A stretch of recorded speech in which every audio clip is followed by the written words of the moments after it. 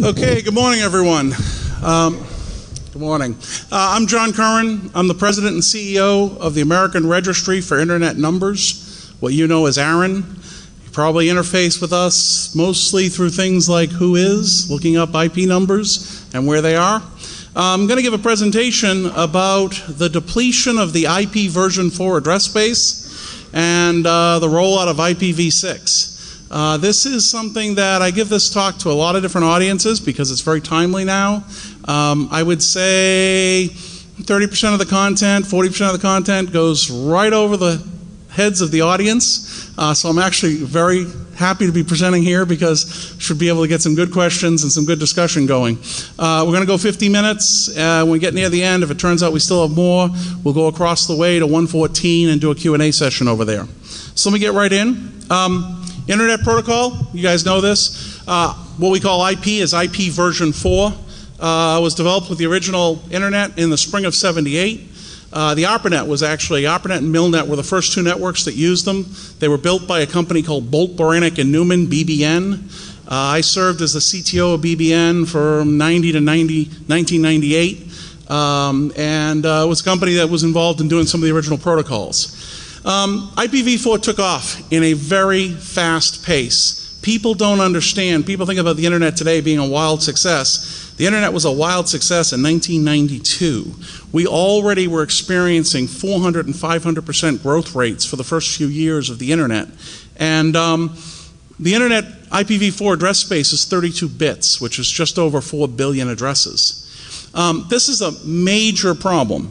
In 1992, the IETF, the Internet Engineering Task Force, did some work. They did it under a working group called the ALE working group, ALE, Address Limitation Extensions working group.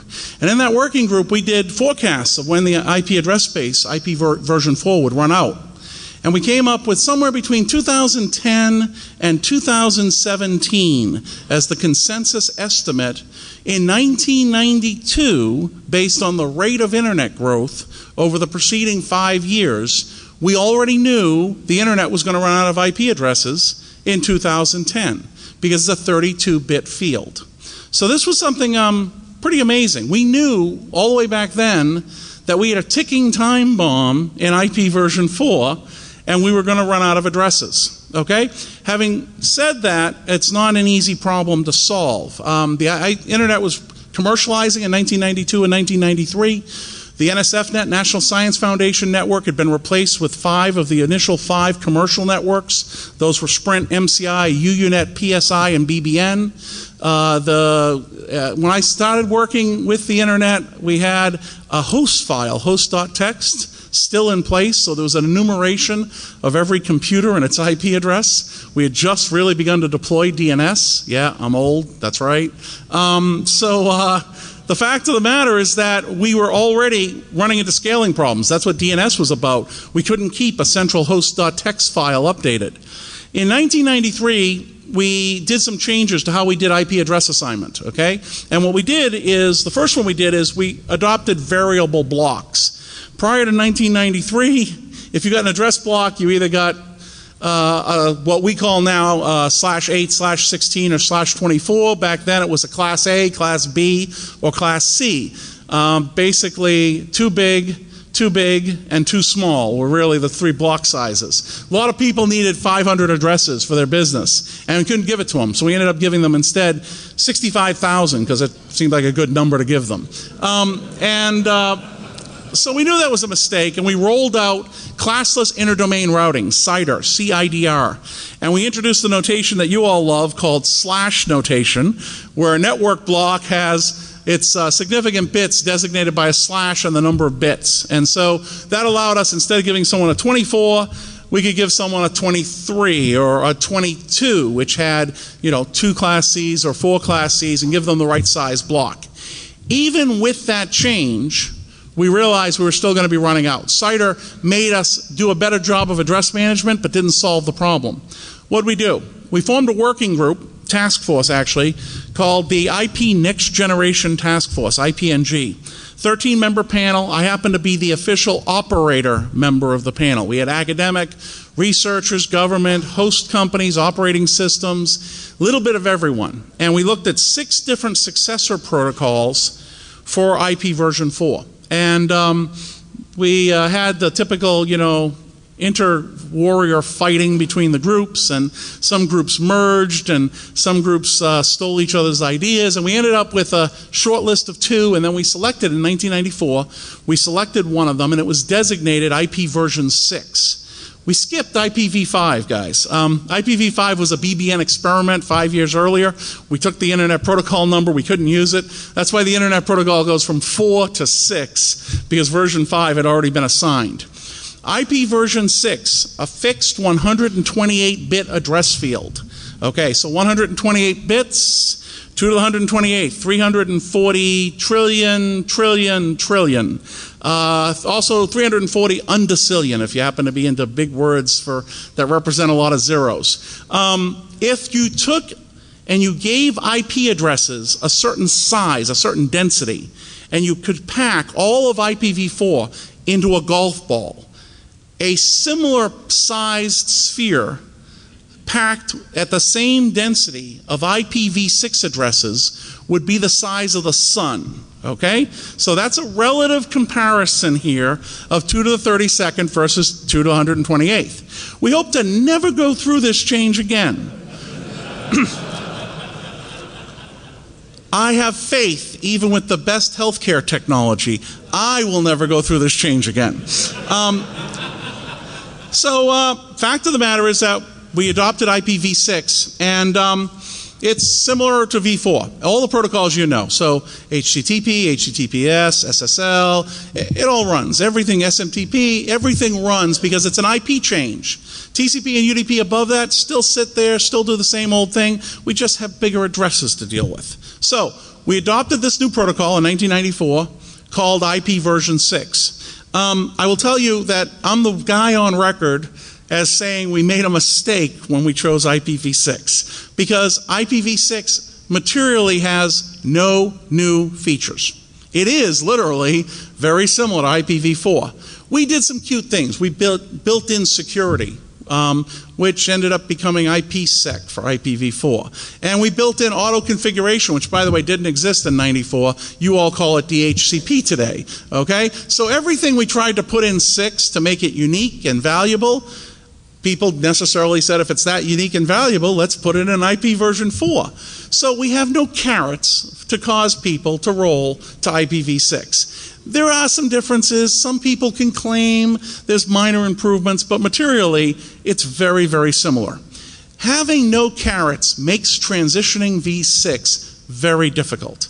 Your only reason to ever move there is because v4 won't work. And the only reason v4 won't work is it's running out of addresses. This means that the demand curve goes from 0 to 100% for everyone at the same time.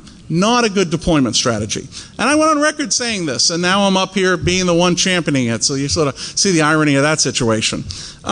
Okay, so summary, 1981 for IPv4, 1999 is when the IPv6 standards were finalized. We actually did do this and get IPv6 through IETF processes, draft, proposed, final standard.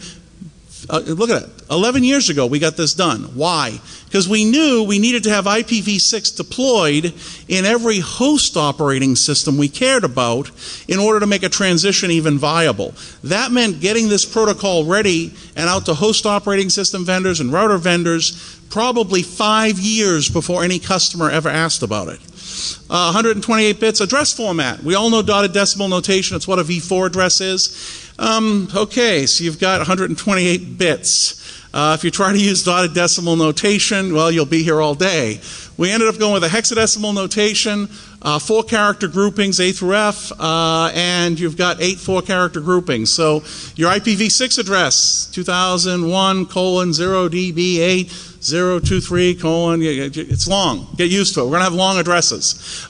This actually, colon's pretty good, and the format's pretty good. Turns out we have one little challenge for those people who are BNF parser guys like I am. It turns out to be challenging to write this in a way that also handles port numbers on the end with a colon. And so people The ITF went one way and the W3C went another, and there are ways of doing it. Your local libc, there's some libraries that will help you. The DNS resolution libraries actually do a pretty good job of this. Okay, so examples of prefix notation work the same. Okay, so we've got V6, it's out there, it's 1999, we want everyone to deploy it, but no one has any reason to deploy it.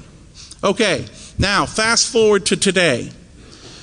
We have allocated 80.8%, 80.08% as of June 2nd of this year of the IPv4 address space. Allocated means the IANA, the Internet Assigned Numbers Authority, which is a logical function that holds the free pool, has delegated address blocks to the 5 regional registries. ARIN is one of those 5, APNIC in Asia Pacific, RIPE NCC in Europe, LACNIC, which was originally part of ARIN, we spun that out for Latin America so they could have someone, a group that was more local, had language and cultural issues that would be more responsive. AFRINIC was originally part of ARIN. We spun that out as well. So there's 5 regional registries. The 5 RIRs all draw from the same pool. So it's one bucket, and we all have 5 straws. You've seen this. If you've ever had a Mai Tai bowl at a Chinese restaurant, you know, whoever draws fastest gets more. It's that simple. And so we actually have been drawing down at similar rates among the regions, fairly comparable. I have a slide that shows that. But it's very consistent. We have been going through this these addresses at about, well, I hate to say it, but about 5 to 6% per year. Well, if we've allocated 80%, and unallocated is unallocatable, is really what that should say, 13.67%. Those are addresses we can't allocate to ISPs and hosting companies, can't allocate to end users, cannot use for general internet connectivity. Why? Well, that's network 10, you know. RFC 1918 addresses live in this space. For those people who know multicast and anycast addresses, they live in this space. This is the address space we can never get back. It's permanently allocated to other purposes. We're down to 6.25% of internet address space. 6.25 is a very small number, okay? Let me give you an idea of how small it is. If we look at the address space in terms of available IPv4/8, so these are Class A equivalents, /8 means 1/256th of the address pool, okay? And we look over the last 5 years, we had 62 /8s available to be assigned to hosting companies, ISPs, end users. In March of 2006, you can sort of see the steady drop throughout the year.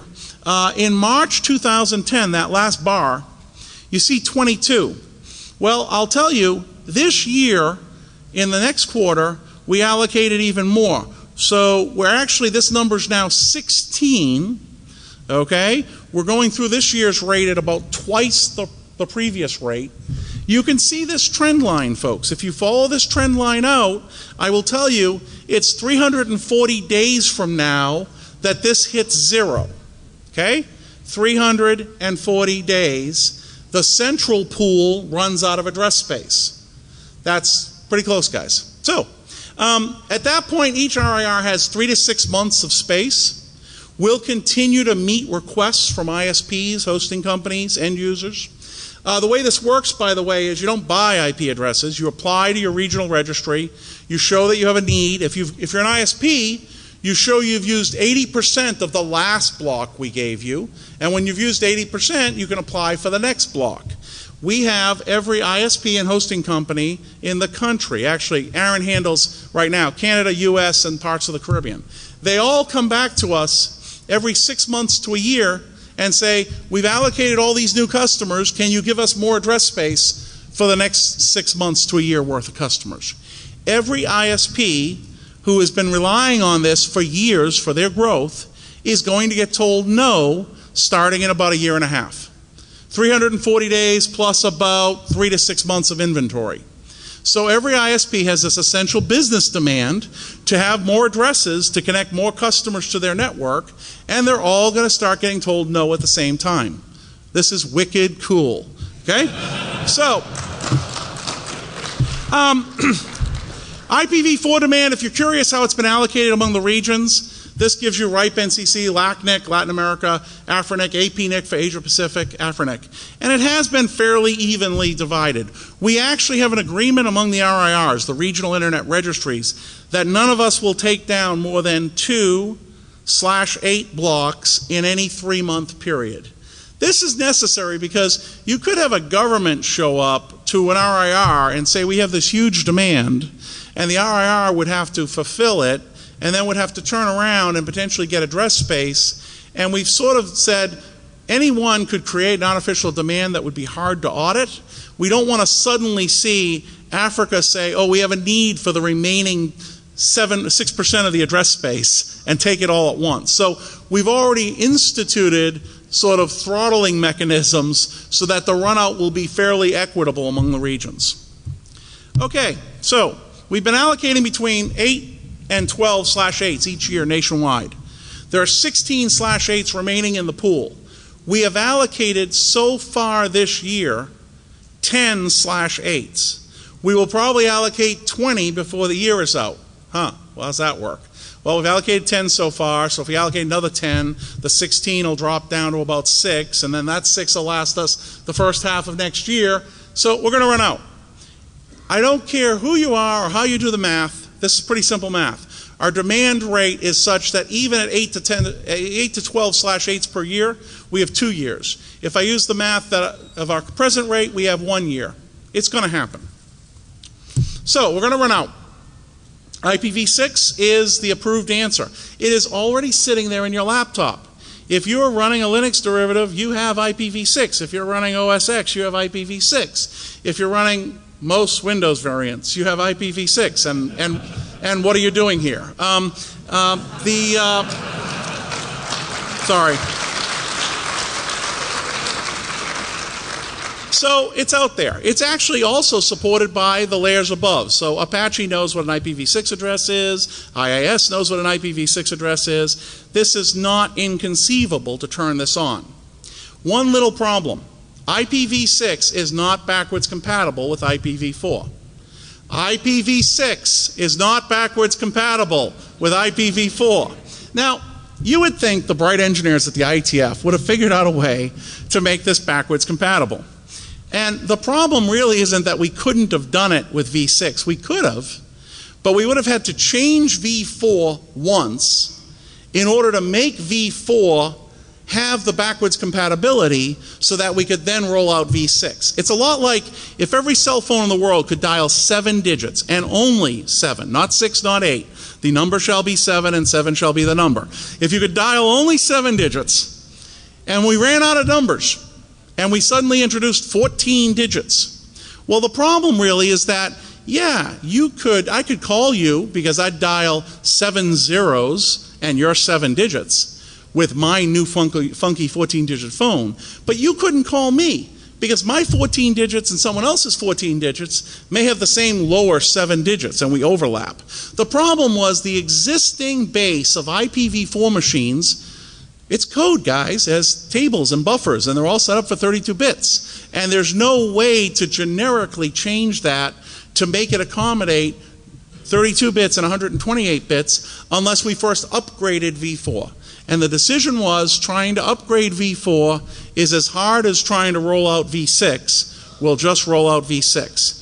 This is an interesting design decision that was made in 1994. It is, however, the reality of life. Suck it up. It's what we have to live with. We really can't keep v4 running. You can do some cool things. NAT, we all know what NAT is, network address translation. You can use NAT to do some of your growth. There are ISPs today who use NAT internally and use network 10 and 198.68, 192.168, and all the private numbers for connecting customers. Those customers sometimes run into interesting address conflicts when they use the same numbers for their home, and the router attempts to figure out why is 192.168.10.7 both on this interface and on this interface. So the reality is that you really can't scale indefinitely with IPv4 NAT. We've got to deploy v6 for the public internet, okay? IPv6 for the public internet is going to be necessary if ISPs are going to be keeping growing. We either have to put a banner out that says the internet is full, go away, which is tempting, by the way, or we have to deploy IPv6 on every public server. Every public-facing server needs to get IPv6 addresses put on its current interfaces. Now, you guys know this is not new wires, it's not new fiber, it's not new copper. We're literally talking about putting a second address on the same interface. It's laying an address family on top. It's not that hard. I do get people in some presentations who are like, but John, I can't afford 2 new routers and I can't afford a second set of web servers. No, we're not talking about that. We're talking about adding addresses to your existing devices. We've been allocating IPv6 addresses since 1999, okay? So when this was officially adopted, we started doing the allocations and people can get them. There's policies for service providers, community networks, end user organizations. You can get your IPv6 address from Aaron, you can get it from your ISP. If you get it from your ISP, it's part of your service. That's pretty cool.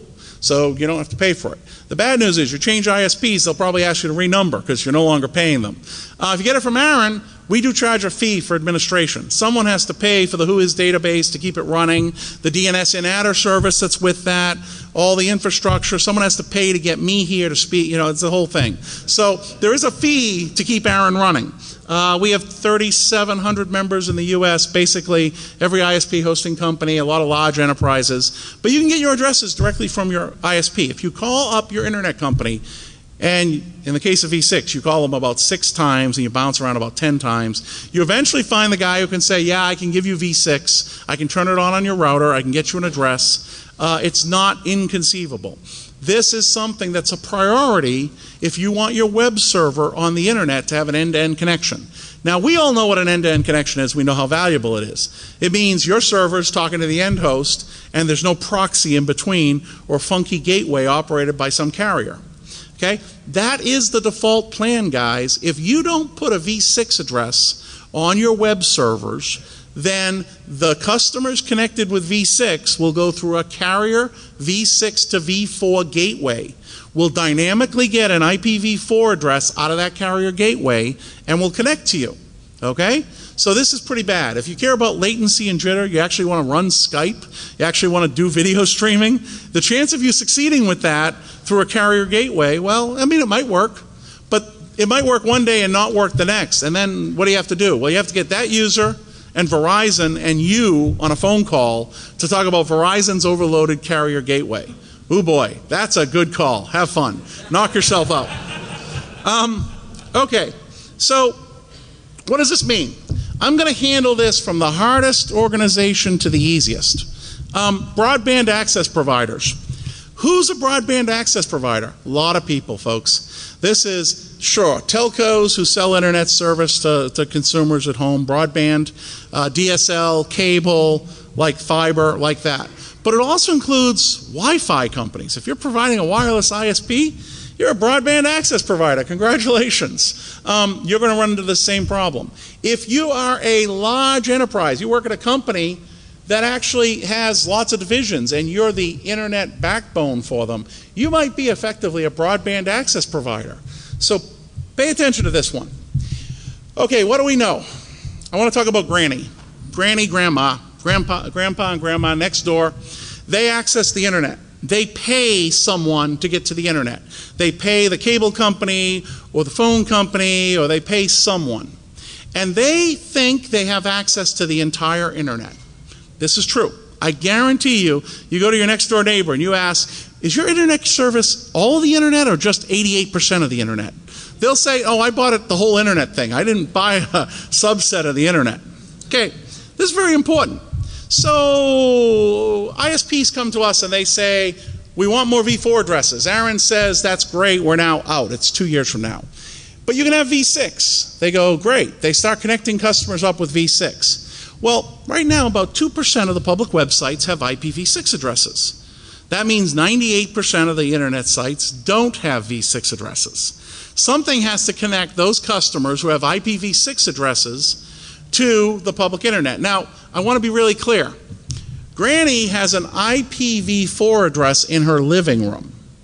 It's her broadband access modem that has a V6 address because, well, they're generating 10,000 of them a year and they can't assign V4 to them. So there's already one level of mapping and NAT sitting in every living room. We all know that. 90% of the people who have broadband have NAT turned on in their broadband living room. You just get used to it. But the problem now is that when she goes out to the internet, instead of getting a public IPv4 address, because the carrier has assigned one or assigned a pool of IPv4 addresses, now the problem is all those devices are connected with V6. And the carrier's got to run one central gateway somewhere that gets a dynamic V4 address. And when they go to access your website, you're going to go through that gateway.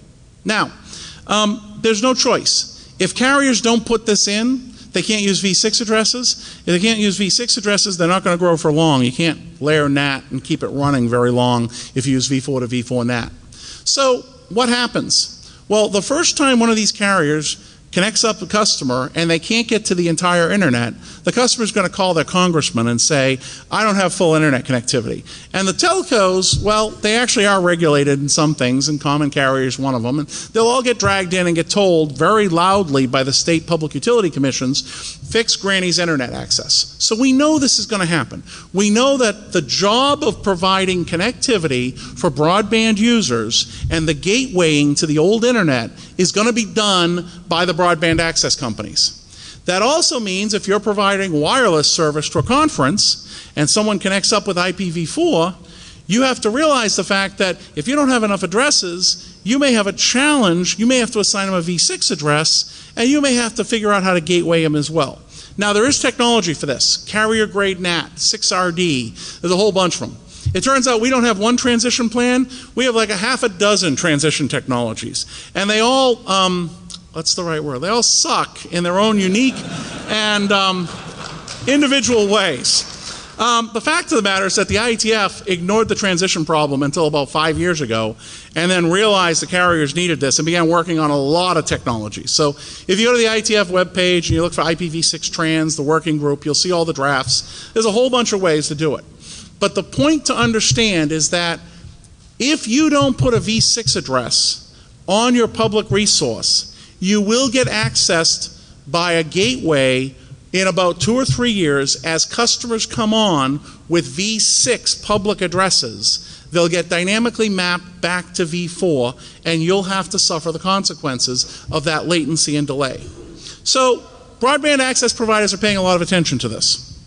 ISPs, let's say you're a backbone. All you do is provide transit. You got a big backbone, bunch of routers, you run IPv4. Well, you're going to have customers asking you for IPv6 service because if you're a broadband access company, you need to provide V4 and V6. If you're a website, you want to get a V6 address so that you can also serve to those customers end to end. So ISPs are already getting demands for IPv6 service. There's a bunch of ISPs who are really good at this. So NTT, big program, they have IPv6 globally. Global Crossing has IPv6 globally. Hurricane Electric, littler ISP that made its mark selling IPv6 service, actually doing a very good job. You can go get commercial IPv6 service. And so if you're an ISP, if that's your business, be prepared for business customers calling you up saying, I want not just IPv4, but I want IPv4 and IPv6 on the circuit that I have today. Not hard to do. Turn on dual stack on all your routers. Run a second routing table. I'm not saying it's trivial, but you know how to do this. It's just a question of picking up, books, RFCs, drafts, vendor manuals, figuring out how to do it. Internet content providers. This is the fun category. So if you make a business providing content to the internet, this change from V4 to V6 is actually very exciting because it's going to put every broadband access company, every carrier, in a situation where they're gatewaying customers to you because they're connecting customers with V6 and your website's V4. Okay? Well, some of the brighter ones, some of the larger, brighter folks who provide content to the internet have realized this is a problem. And why is it a problem? Well, you want to control the user experience and you have no control over what the carrier is going to do. If you can run V6 though, you can get packets all the way to the broadband gateway, you can get them all the way to the customer premise, and that might be a better experience. So this is why Google has turned on V6 for the vast majority of all of Google's services. Now, Google has not turned on V6 on www.google.com. They've put it on v6.google.com. Let me describe that a little bit. If you have an IPv4 and an IPv6 address, so you have an A record and a quad A for your DNS for a given name, okay? And you have a customer who thinks he has v4 and v6 connectivity. And the operative word here is thinks he has v4 and v6. So he has an interface that for some reason thinks it has an IPv4 and IPv6 address. It will use the IPv6 stack. Why? We want to move to v6. It's the right thing to do. Okay, so if a customer has misconfigured IPv6 on his local LAN because some box is announcing itself as a router, and he's going out to the internet right now using IPv4, just like we all are, everything's fine.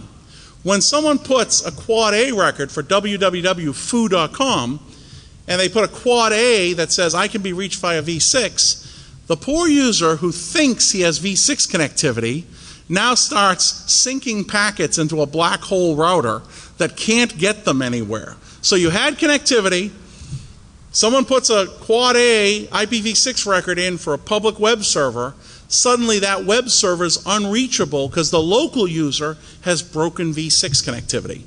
How many broken users have IPv6? How many public users have local broken IPv6 connectivity?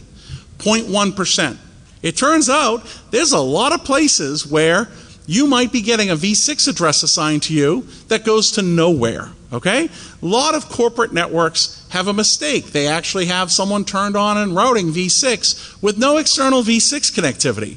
Sometimes vendors help us with this too. There are home gateways and OSs that, when acting as a gateway, announce themselves as a v6 router even if they can't get anywhere, okay? So the reason Google doesn't put in www.google.com and add an IPv6 quad A record is because 0.1% of the people who tried to access it would run into a problem. Now, does that really matter? Well, you know, you make your money on advertising and click-throughs, and you have these pagers come up, and 0.1% means 0.1% of your revenue's gone. Multiply billions by 0.1%, yeah, it turns out to be a pretty big problem, as it turns out. Now, it's getting better. That used to be 0.5%. It used to be a whole percent 5 years ago, about 0.5. Last year is about 0.1% this year. So when you put a quad A record, when you add AAAA, an IPv6 record for your public web server, recognize some people can't get to you anymore. Now those people who can't get to you anymore are broken, okay? Stupid people, but that's okay. They can't get to you anymore. If you look at Aaron's website, you'll find we have a quad A in. You look at a lot of websites, we've put quad A in. This means that some people can't get to us. Well, people can't get to us. Probably people we don't need to talk to. They'll figure out how to fix the problem if they want to get to our website. I'm not saying every business can do this. Google can't. Facebook has v6.facebook.com. But no, they have not put a quad A record on www.facebook.com. Again, 0.1% of a business is pretty big for some people. We're trying to fix broken v6 islands that are out there. If you happen to see that you have a v6 address on your local LAN and you know you don't have any v6 connectivity, go fix your router. It's sending router advertisements out, and it shouldn't because it's not connected anywhere. It shouldn't be saying it can get anywhere if it can't go anywhere. So this is a pretty hard challenge. You need to put a v6 address out there. You need to be ready for IPv6. Depending on your business, I may tell you you need to be ready, but use a different domain name for now.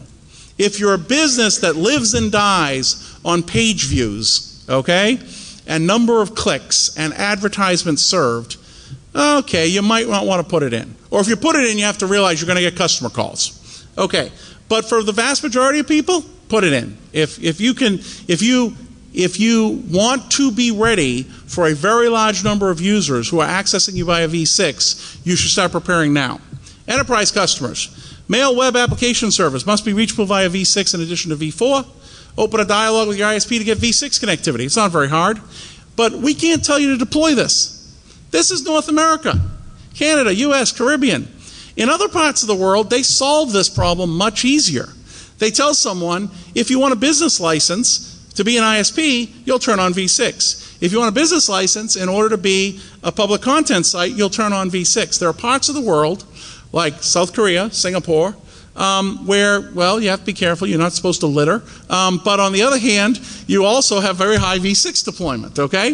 That's not how we run North America. Just really not the way it's being done. So I can't tell you you have to turn this on. What I will tell you is you probably need to take your public website and know what happens when you put a v6 address. I have a private website. I actually went out and turned on v6 one day, put the interface on, configured Apache, everything was great. 6 a.m. the next morning, my website disappeared. Apache was gone, exit 0, out the door, couldn't find it anymore. Had to go look. Turns out I had some scripts that I wrote that process log files. A lot of people process log files, as it turns out, because you want to know where you're being accessed from, or you want to know what addresses they are. And it turns out I wrote a script that never thought about an IPv6 address being processed. And Perl is Perl, and we all know what it does. And, you know, it does what it wants to do. That's what's going to break, guys. It's not Apache, and it's not your OS. What's going to break is all your scripts that use IP addresses in them, or any configuration file. You got people out there who have little databases that they've set up where they type in 16 characters. That's going to break. For larger organizations, you got a help desk system, okay? Remedy, Clarify, RT, Request Tracker. You've set up fields. Oh, field, IP address. Yeah, try typing in 40 characters into that field, okay? Someone can't call in and open a problem with IPv6 until you've tested your tools with IPv6. So I highly recommend get in the lab, set up 2 machines, turn on IPv6, run your applications, run your public-facing web server, process your logs, open a ticket, see what it does before you have to do this, because someone runs down the hall and screams at you, we need to have IPv6 connectivity. And they will. If you don't have IPv6 turned on, then what's going to happen is that at some point you're going to be streaming video or streaming audio, or you're going to be doing Skype, and it's going to go to pieces because of the latency and jitter. And then someone's going to tell you to upgrade, and if you have a choice. You can either do this in advance and be ready, or you can be told, this weekend you need to upgrade. Sorry, I don't care. You know, we have a new business partner and they said we're on the old network and I don't know why, but go fix this. Unless you like crash weekend projects, upgrading your public infrastructure to v6, this is probably one you want to lay in a little earlier. Equipment vendors, software vendors. This is actually pretty cool. Here's a demand curve that's going to go from 0 to 100% a year and a half from now, and no one knows about it. I was talking to Vaughn, Voice on the Net, big conference, packet networks, et cetera, et cetera. And the folks at Vaughn were like, this is pretty cool. One guy got up, he said, John, you're telling me that some of my customers are going to want to have PBX support for IPv6, SIP over IPv6, and most people don't know about this. And they're going to want it because, well, they may have new sites connected with v6 only, and if they go back, if they try to use carrier gateways and SIP, it's not going to work. This is great. I want to tell my marketing team to build this, my product team, build this. He says, I want one favor. I'm like, okay, sure, what do you want? He says, stop talking about this. I don't want my competitors to know that they need to have IPv6 turned on. If you build hardware or software that speaks to the public internet, you need to pay attention to the fact that you're going to have people asking you for IPv6 about a year from now. Probably not right now, but about a year from now, you're going to start seeing the demand, and it is happening. I know the database vendors the other day were beginning to get requests from it. I had one call me up, literally, like, what's this v6 thing? And I'm like, oh boy, here's a conversation. So this is going to go from 0 to 100% very quickly, particularly if you're hardware. Guys, if you build, you know, programmable logic arrays and ASICs and like that, you need a year. You should be working on this now. Government, I kind of talked about this. At Aaron, we don't advocate any public position for this, meaning it's not our job to work with the government and tell them that they should tell everyone to deploy v6. No. But we do work with the government so they know what's coming up. We actually have worked pretty heavily with the US government and the Canadian government. Both of them have IPv6 roadmaps for their own systems. You'll be hearing more about that later on this year. This is actually more important than people think. The reason your routers and firewalls support IPv6 is because in 2005, we did a memorandum with the US government that mandated every US government network had to be IPv6 capable.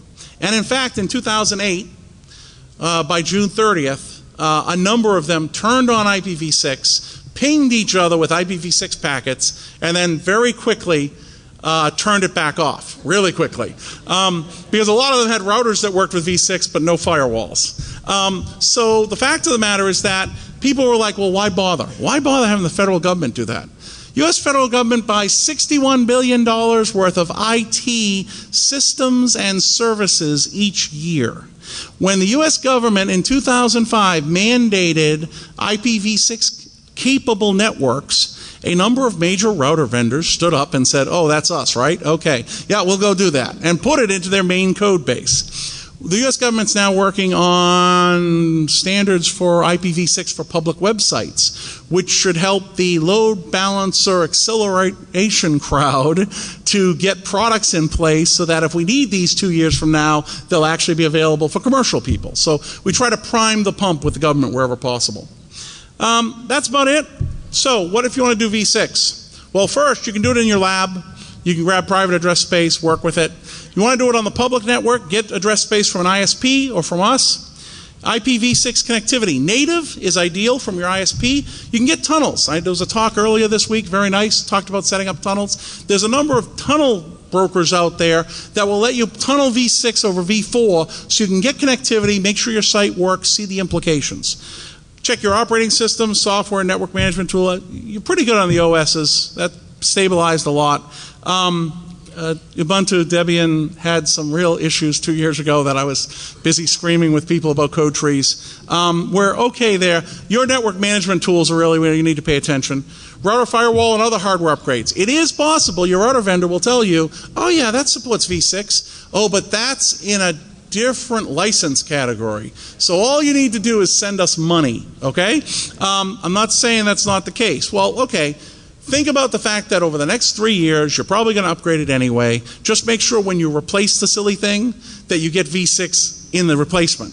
Because when you're buying a new one, they'll throw it in for free, I guarantee it.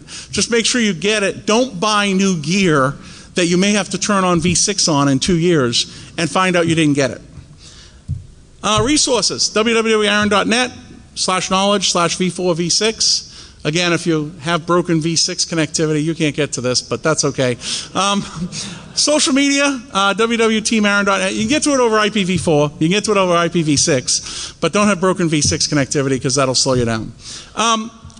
Teamaaron.net is where we have a list of all the presentations we've done. You can download this presentation. You can give this presentation to someone else. I highly encourage that. www.getipv6.info. We have implementation notes there. It's a wiki. Log on, see what's out there. When someone learns something, they put slide decks or notes up there. If you happen to have some learning, put it up there. You know, we all know how this works. And we have a lot of information, obviously. The policies that we use to allocate IP addresses are set by you, i.e., the public community. You don't have to be a member of AARON. Anyone can participate in the policy discussion. As we continue to slice and dice the remaining IPv4 address space and fairly allocate it out, there's a lot of interest in what policies we use. If you want to know what policies are being used and what changes to policies are being used, www.aaron.net/participate. You can see the policy process. You can participate in AARON entirely online. Mailing lists, and the meetings are all remote cast, so you can participate, ask questions online, the full thing. You don't need to go to our exotic meeting locations. That's about all I have. Fellowship program. If you know of someone who wants to participate in AARON and can't afford it, we actually give out fellowships. I think the fellowship program is open for another 3 days or 4 days for the next meeting, but it opens every 6 months because we have 2 meetings a year. You can apply for the fellowship program. We'll pay your tuition, and it will pay your flight, hotel, and meeting expenses to come out. So you can get involved in AARON even if you can't afford to get involved in AARON. No booth, don't worry about that. I'll take this down. Okay, so that's it. Thank you, and questions.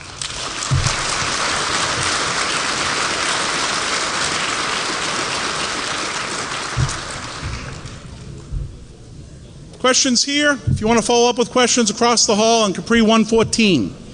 Yes, question. This is a crisis much larger than Y2K. The government's been a little busy with other things recently, the U.S. government. this will end up becoming, Y2K, you could test your own systems in the lab and know how you do. In this case, your systems have to speak IPv6 in addition to v4 for customers who are coming on to ISPs you don't know. So we knew when Y2K was. It was probably the only thing we did know is we knew when it was going to occur. This is a moving date of uncertain impact that affects everybody globally. So yeah, it's going to be bigger than Y2K. You'll be hearing about it. There's going to be a lot of business in being an IPv6 consultant. If you want career stability, I will tell you there's no better field to be in. Other questions before I move across? Yes? How long are we going to have to maintain v4 and v6 on the public internet? 5 to 10 years, okay? We won't have people actually connect servers with a v6 only address if we can get so much as one IPv4 address to put on that server, okay? But even that's going to run out eventually. So 5 to 10 years, and then what will happen is we'll end up inverting the model. We'll have companies that say, I don't want to do dual stack. I'm sick of maintaining this. I've enabled v6 to my desktops, because that's the next step, obviously, is you push v6 down to your desktops. At some point, 5, 10 years from now, you're going to say, I'm done with v4. I'm turning it off. I'm putting a gateway at the edge that'll translate my v6 users to v4. And if I get a business that's having a trouble, I'm going to tell them, look, get off the friggin', telex, get to the modern age, turn on v6. But that, you're not going to have that until 2020. Okay?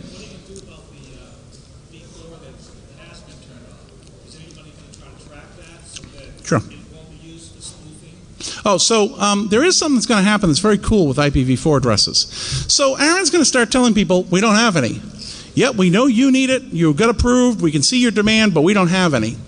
It will be possible to transfer addresses. This is an approved policy from someone who has addresses to someone who needs addresses. Where we've approved their need, you'll be able to do that transfer, i.e., there's going to be addresses on eBay at some point.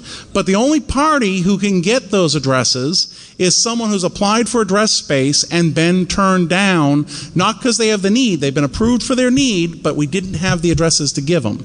That gives you a chit. I'm qualified to get a /21. I'm going on eBay to find it. So I do expect the addresses that are coming off that people don't need will very quickly be sucked up by people who still want to use v4. Other questions? Yes? Mobile devices. Wow. So as it turns out, this is one of my, I've been dealing with the 3- and 4th generation network projects.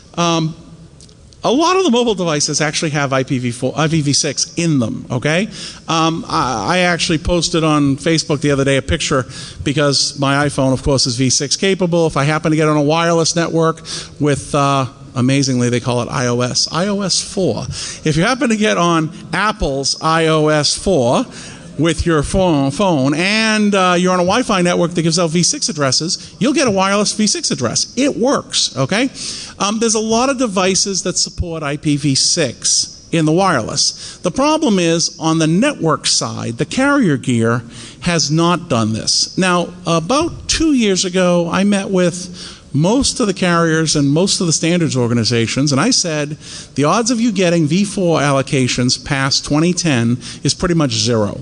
They know this is coming. I know that Verizon, for example, their LTE, their next generation project, they announced the handsets for their new project, all of them must support v6, must assume that a v6 address is assigned. They optionally can support v4. Optionally, okay? So that's going to switch over in the next 2 to 3 years. Most people will have no idea that's happening. Just like you don't know when you're sitting behind a NAT right now, other than the fact that you see a private address. A lot of people using their cell phone have no idea what IP address they've gotten. They're going to get a v6 one, and for now, go through a v6 to v4 gateway. Okay, I think we're overdone and have to evacuate the room. I'll go over to Capri 114 for anyone else who has questions. Thank you very much.